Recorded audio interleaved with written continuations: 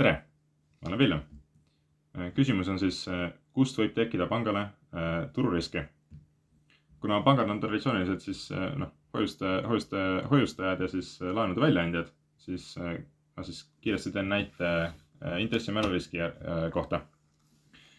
Ehk siis lihtsalt meil on siis siin laen ja tähtajaline hoius. Mõlemad on siis 100 eurot 5 aastaks. Ja aastane intressimäär siis hoiuse puhul on siis 3%, aga laenul on siis Euroopa Keskpanga intressimäär.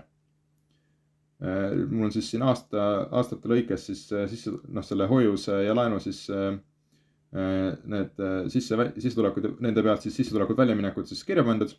Näeme, et ütleme, et siis esialgu siis näiteks Euroopa Keskpanga intressimäär on siis sama, ka 3%, aga siis siin nüüd pärast teist aastat hakkab langema. Langeb 1 ja siis jääb lõpuni 1%. Mis siis tähendab seda, et pangal on võimalik siis võib-olla seda ette otseselt aimata, et keskpank seda langetama hakkab, majandustingimused on muutusid kuidagi ja siis realiseerus siis risk, et pank sai kahjumit nende kahe laenu ja hoiuse lõikes siis. Ja teine küsimus siis, et mis oskust ma tahaksin omandada?